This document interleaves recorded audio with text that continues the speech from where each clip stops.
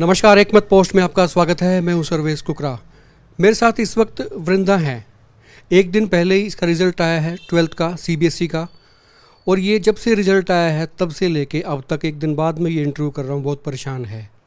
दरअसल इसका एक नंबर कट गया केमिस्ट्री के पेपर में। 100 की उम्मीद थी, 99 आ गई। इसमें घबराने की और निराश होने की ज़रूरत नहीं थी बेटा। आप क्यों इतना निराश हो? मतलब एक नंबर कट गया केमिस्ट्री में, तो आपके पापा बता रहे थे, कहते वो बहुत परेशान हो रही है कि 100 में से 100 आने चाहिए थे। वैसे मैं उससे पहले बता दूं कि वृंदा ने 97% स्कोर हासिल किया है, जो अपने आप में बहुत बड़ी अचीवमेंट है। और ये अचीवमेंट के और भी कई मायने हैं, मैं धीरे धीरे करके बताऊंगा। लेकिन सबसे पहले ये कि केमिस्ट्री जैसे टफ सब्जेक्ट में 99 ले लिए, फिर भी आपके पापा कह रहे थे, कहते वो परेशान हो रही है, 100 आने चाहिए थे। क्यों? क्योंकि टीचर की एक्सपेक्टेशंस थी कि 100 मार्क्स आए, तो 99 आ गए तो बुरा लगा। 99 तो एक और सब्जेक्ट में मैं देख रहा था आपका स्कोर कार्ड, उसमें भी 99 है। तो ये एक एक नंबर का बड़ा अफसोस हो रहा है क्या? केमिस्ट्री में ज़्यादा हुआ, पेंटिंग में नहीं हुआ इतना। अच्छा, हाँ। क्यों हुआ? मतलब ऐसा क्या? अच्छा चलो ये भी पूछ लेते हैं, आपको इतना अफसोस ही है तो ऐसा एक नंबर वो किसने काट लिया, क्यों काट लिया, क्या ऐसी गलती हो गई थी जो 100 में से एक नंबर कट गया? गिव रीज़न हो सकता है, जिसमें रेलेवेंट जो पॉइंट था वो मैंने शायद बाद में लिख दिया था, इस वजह से। देखो कितनी नाजुक होती हैं बेटियां जो है ना, कितनी भोली होती हैं। बड़े आराम से वो कह रही है कि भाई मुझे एक्सपेक्टेशन थी, और टीचर्स को बड़ी एक्सपेक्टेशन थी कि वृंदा के केमिस्ट्री में 100 में से 100 आएंगे, लेकिन इसके 99 आ गए। ऐसे ऐसे बच्चे भी हैं जो पास हो जाते हैं और वो बड़ी खुशी मनाते हैं। 50% आ जाते हैं और ज़्यादा खुश होते हैं। 60% आते हैं, वो नाचते हैं। कईयों की मैं फेसबुक पे देख रहा था, 70% किसी के मार्क्स आ गए, वो बहुत खुश हो रहे थे। उन्होंने पेरेंट्स ने भी डाला होता कि मेरे बच्चे के 70% मार्क्स आए हैं। वृंदा के 97% मार्क्स हैं अलग अलग। और फिजिक्स केमिस्ट्री मैथ यानी कि नॉन मेडिकल रही है आपके पास ना स्ट्रीम? हाँ जी। क्या एम क्या था कि क्या मतलब जेई मेंस के थ्रू इंजीनियरिंग करना था, या क्या रहा था, टारगेट क्या रहा? डीयू में एडमिशन लेना है सीयूईटी के थ्रू अभी। फंडा क्लियर है। अक्सर बच्चे जो नॉन मेडिकल के होते हैं वो ये सोचते हैं कि एक ही स्टेप रहता है कि इंजीनियरिंग करेंगे, लेकिन इसका गोल जो है वो कुछ और हटके है। डीयू में जाना चाहते हैं, दिल्ली यूनिवर्सिटी में। शायद अब बात बन जाएगी मेरे ख्याल से 97 में। अभी सीयूईटी के स्कोर्स पे डिपेंड करेगा वो कैसे रहते हैं। फंडा भी क्लियर है कि इनको पता है कि सीयूटी का दरअसल एक कॉमन यूनिवर्सिटी एग्ज़ाम टेस्ट, ऐसा कुछ एंट्रांस टेस्ट ये अब शुरू हो गया है। इसके बाद ही कॉलेजेस में एडमिशन्स होते हैं। दूसरी बात ये है वृंदा, जो देख रहे होंगे लोग, वही जानना चाहते हैं कि पढ़ाई किस तरह से करते हैं। कोचिंग वोचिंग कोई ज़बरदस्त तरीके से ली थी? कोचिंग नहीं ली, सेल्फ स्टडी से ही किया है, और स्कूल के टीचर्स की हेल्प से। तो एक बार हमने पहले भी किसी बच्चे का एक इंटरव्यू दिखाया था, उसके बड़े अच्छे मार्क्स थे, और वो भी यही कहती थी, बेटी थी वो भी कहती थी कि भी मैंने सेल्फ स्टडी की है। तो लोगों को ये वहम रहता है, ये भ्रम रहता है, या उनको ऐसा लगता है कि बहुत अच्छी जगहों पे कोचिंग लेंगे, बहुत बड़े बड़े संस्थानों से कोचिंग लेंगे, वो बच्चे आगे जाते हैं, उन बच्चों के बड़े टॉप स्कोर आते हैं। ऐसा नहीं है। अपना बच्चे का अपना एक माइंडसेट होता है, उसका इस्तेमाल करें, सेल्फ स्टडी पे करें। किस तरह से थोड़ा फोकस करके, थोड़ा सा देख रहे होंगे लोग ना, बड़ा आपको भी बड़े नज़दीक से देखना चाहते हैं, पूछना भी चाहते होंगे, सोच रहे होंगे भी वृंदा कुछ टिप्स दे देगी। कैसे करते थे सेल्फ स्टडी? मतलब क्या तरीका रहता था, कितने घंटे पढ़ाई करते थे? थोड़े से ज्ञान दे दो लोगों को। एनसीईआरटी फॉलो की थी फिज़िक्स केमिस्ट्री में, और एनसीईआरटी के क्वेश्चंस प्रैक्टिस किए थे। मैथ्स में एलिमेंट्स ऑफ मैथमेटिक्स बुक थी, सिर्फ उसी को सॉल्व किया था। और रोज़ दिन में 4 से 5 घंटे पढ़ती थी।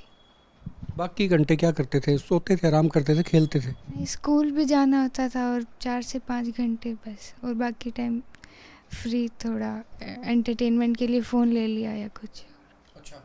हाँ जी। जो सेल्फ स्टडी की जो आपने बताई बुक्स, तो एनसीईआरटी आपने बता दिया। तो और कई बार मैं देखता हूँ बच्चे जो मेडिकल के और नॉन मेडिकल के बच्चे होते हैं, वो बड़ी बड़ी किताबें होती हैं उनके पास, मोटी मोटी किताबें इनफैक्ट होती हैं, अलग अलग ऑथर्स की होती हैं। ये पढ़ ली तो चलो नई ऑथर की आ जाएगी, ये भी पढ़ दी तो फिर नए ऑथर की बुक्स ले आओ।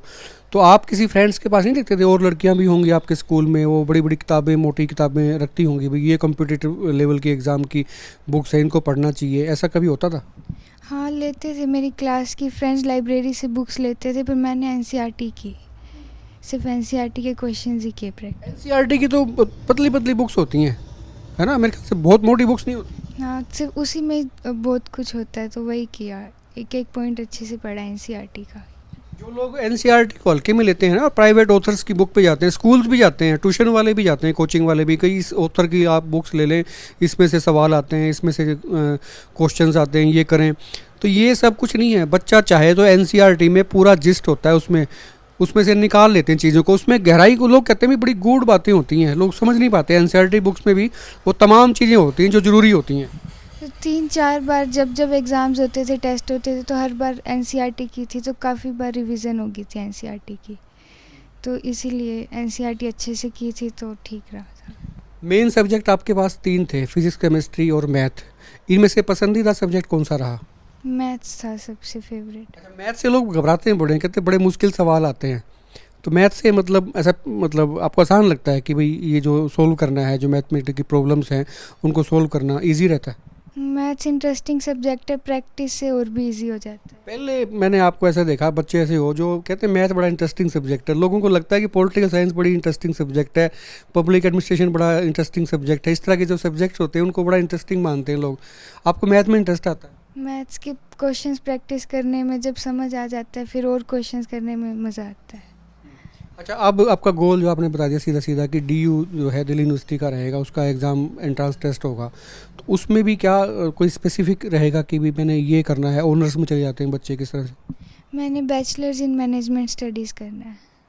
अच्छा, ये तय है ऑलरेडी। उसके बाद उसके बाद आईएएस का एग्ज़ाम देना है, यूपीएससी। असली गोल जो है ना वो अब आया है, असली गोल जो है अब आया। हालांकि इंजीनियरिंग करके भी बच्चे जाते हैं, लेकिन इसका पहले से सेट है कि मैंने ये चीज़ें फॉलो करनी है। और जो बच्चे ये जो एक मुकाम है ना +2 का, जो मुझे लगता है कि जो 12th पास करते हैं बच्चे और इतने शानदार तरीके से कर लेते हैं, तो उनका आप ये समझ लीजिए कि उनके गोल जब सेट होते हैं तो उसको पार करना उनके लिए बड़ा आसान होता है। ये कब तय किया था कि मैंने ऐसे ऐसे स्टेप निकालने हैं और ये मैंने वहाँ तक पहुँचना है? 11th में ही जब नॉन मेडिकल ली थी, तब फिज़िक्स केमिस्ट्री में इतना इंटरेस्ट नहीं आया। तब जब और करियर ऑप्शंस को एक्सप्लोर किया तो फिर देखा तो मैनेजमेंट स्टडीज़ इंटरेस्टिंग लगा। उसके बाद यूपीएससी तो था ही पहले से डिसाइड कि वो करना ही है, तो यही था। बहुत बहुत शानदार तरीके से एक्सप्लेन कर रही है बच्ची जो है ना, इसके कॉन्सेप्ट बड़े क्लियर हैं। अच्छा लगता है जब इस स्टेज पे किसी बच्चे के कॉन्सेप्ट इतने अपरेंट क्लियर होते हैं कि भी मैंने वहाँ जाना है और ये मेरा रास्ता रहेगा। मान लीजिए आपको दिल्ली जाना है, तो कोई कौन सा रास्ता चूज़ करता है, कोई कौन सा करता है, लेकिन जिसके पास में अच्छा रास्ता होता है वो जल्दी पहुँचता है। तो ये चीज़ें हैं कि भाई मैंने ये करना है, मेरे ये प्लस पॉइंट है, मेरे ये वीक पॉइंट्स है, ये मेरा इंटरेस्ट है, और इस इंटरेस्ट को हासिल करने के लिए तरीका कौन सा बेटर रहता है। स्कूल में टीचर्स को पहले से उम्मीद थी वृंदा 97 स्कोर कर लेगी, या किस तरह की एक्सपेक्टेशंस थी टीचर्स को? कैसी? टीचर्स को भी थी एक्सपेक्टेशंस कि इतने आ सकते हैं मार्क्स और आगे। पीछे आपकी प्रिंसिपल रही हैं कुसुम आहूजा, हालांकि आज वो बीच में नहीं है, बीच में उनका देहांत हो गया था, आकस्मिक वो चली गई थी, तो वो भी उनसे भी बड़ा लगाव रहता रहा होगा। हाँ जी, वो भी काफ़ी अच्छे थे, वो भी एक्सपेक्ट करते थे कि टॉपर ही रहूँ मैं, तो उनसे भी लेना था, उनको भी दिखाना था रिज़ल्ट, पर वो नहीं है अब। चलो वो आज बीच में नहीं है, लेकिन उनका आशीर्वाद इनके साथ है। दूसरी बात ये है कि काफ़ी बच्चों ने ये भी कहा होगा कि वृंदा तू कोचिंग लेती नहीं है, तो सारे बच्चे कोचिंग लेते हैं, आप भी ले लो। कभी ऐसा होता था? पेरेंट्स कहते थे कि ज़रूरत पड़े तो कोचिंग ले लो? कहते तो थे, लेकिन फिर उनको भी विश्वास था कि कर लेगी, तो फिर कभी इतना फोर्स नहीं किया। कई बार पेरेंट्स को बच्चों पे इतना भरोसा हो जाता है, विश्वास हो जाता है, और होना भी चाहिए। जब बच्चे खुद इतना बेहतरीन काम कर रहे होते हैं तो ऐसे में पेरेंट्स को भी चाहिए कि वो उनको मोटिवेट करें, और जैसे बच्चा चाहता है वैसे ही वो करें। और जो लोग देख रहे हैं वो इंस्पिरेशन लें, इंस्पिरेशन इस बात की कि बच्चे खुद अपना गोल डिसाइड कर सकते हैं, मेहनत करें। तो एनसीईआरटी की बुक्स भी काफ़ी रहती हैं, ये एक बड़ी अचीवमेंट है। बेशक वृंदा का 1 नंबर केमिस्ट्री में कट गया, 99 आए हैं 100 में से, 97 का इन्होंने स्कोर हासिल किया, 97% इनके मार्क्स +2 में रहे हैं।